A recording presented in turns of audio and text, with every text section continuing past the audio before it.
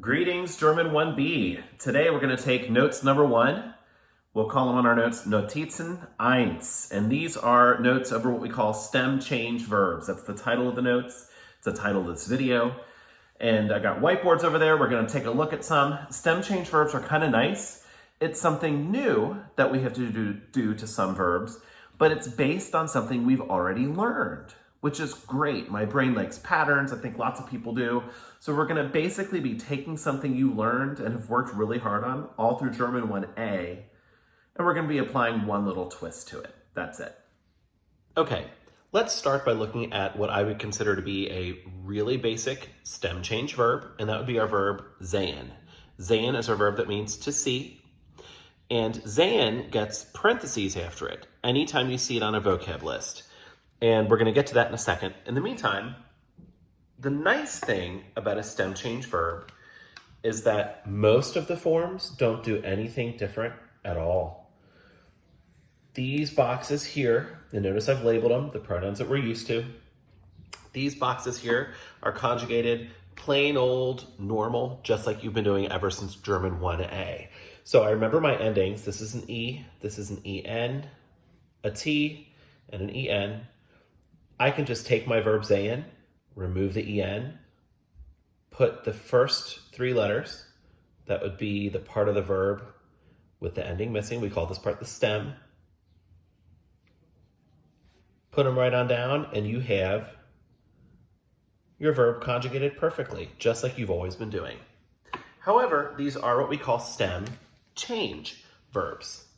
Like I said, once we get rid of the en here, this part that's left, the part that we put the endings on, is what we call the stem. So I'm going to take this SEH and put them in these two boxes that are outside of the red outline. And we're going to see what happens here. So my endings, frankly, are never going to change, which is kind of nice. So you've learned these 6 endings. You're set with them when it comes to these types of verbs. But look what happens. Technically, I am now making a mistake, because sehen is what we call an E to IE stem change verb in German. And if a verb ever has a parentheses after it with a little symbol like this, with a little set of letters like this, that's telling you that there's a change that has to be made only in the do form and in the er sie es form. The E has to become an IE. So we're going to get rid of this and replace it with IE and do the exact same down here. Now, the rest of the forms don't do this change. It's only the do and the er sie es. We have a fun nickname for these verbs. We call them Florida verbs, because if you look at the forms that are normal, it's like kind of sort of the outline of the state of Florida. There's the panhandle and there's the peninsula. So that's a little nickname we use for them. And this spelling change, this stem change, is going to affect our pronunciation of the verb. So this would be sehe, sehen, seht, sehen.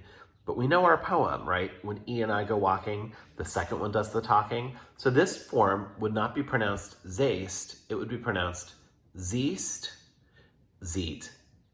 That's how we conjugate all of our stem change verbs. They all use the endings that you've previously learned, but in the do form and the er sie es form, they're going to make a change. And now that we've learned that basic process we use, the Florida outline, where the verb forms are conjugated normally, the weird two that are outside of the outline where the change occurs, we can actually apply that to a handful of verbs. Not every verb. Sometimes students say, wait, am I supposed to be doing this with every verb that I learn? Not at all. It's only a verb that you'll learn in the future, and you'll learn the verb like this. You'll see it on your vocab list from now on if it's one of these weird ones that does the stem change with that symbol after it. And then we'll define it. Another one, you've seen this verb before. Lesen is our verb for to read. It's also a verb where the stem changes with the E becoming IE in the do and er sie es forms. And there are more. There are some verbs where the A changes. Fahren and gefallen would be good examples of that. With fahren and gefallen, the A changes to an A with umlaut. Now, The nice thing is that even though the changes are different, for example, the E becomes an IE here, the A becomes an A with an umlaut here, it's still the same two boxes. So these verbs are Florida verbs every single time, regardless of the vowel changes. Geben, which is our verb to give, is an E to I stem change verb, as is sprechen, our verb to speak. And the last two verbs that we have that we're learning in this chapter are essen and nehmen, also E to I stem change verbs. I put essen and nehmen on their own whiteboard because they're a little weird, which we're going to look at in a minute. We'll look at essen first. I've already conjugated the forms of essen that don't change in what we call Florida. But down here, check this out. I think it's kind of fun when things like this come up. So essen is an E to I stem change verb. Well, if I cut off my en and focus on what's left, which is what we call the stem, this would be the E that has to change. Let's see what happens. We know our endings are ST and T. And if I take my ESS, and remember that the E turns into an I, ist, sie ist, es ist, he, she, or it is eating. But look what would happen here.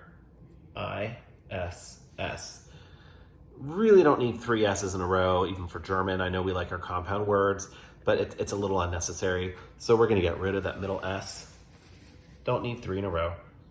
So what you actually end up with the verb essen is that the do form and the es form are spelled identically. That makes essen special. And nehmen is also special. Nehmen changes even more.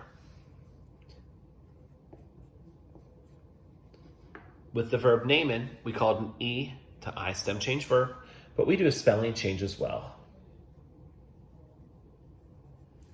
Nimmst, nimmt.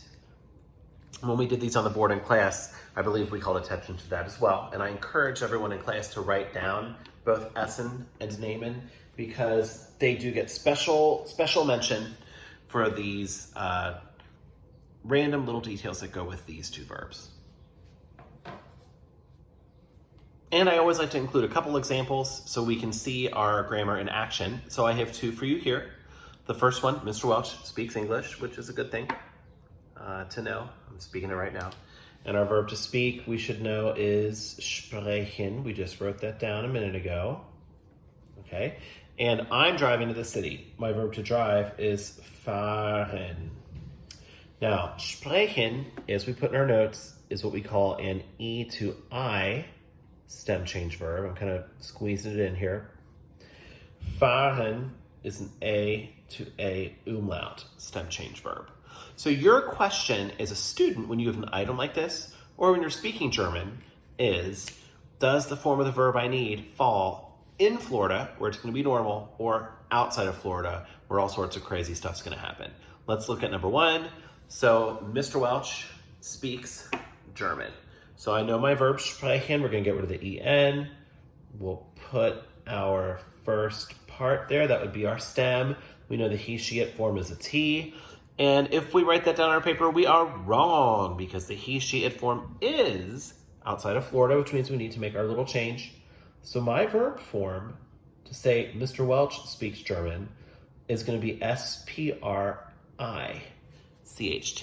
Herr Welch spricht English. I'm driving to the city. Let's look at this one. Cut off the ER. Oops. Here's my stem. Put on my ending. Do I need to do a stem change here? No. So that verb form is correct. No need to change because the ich form is not outside of Florida. It's in Florida. So that's our challenge as we work on grammar practice activities in class and out of class, and as we prepare for our grammar quiz and ultimately our test. Can you spot when the verb form is out of Florida and you need to make a little change? And last but not least, I have done a little favor for all of you in my wonderful chicken scratch. I wrote down all of the verbs that we put on the board in class. In our chapter, we're currently working on 8 verbs that are what we call stem change verbs.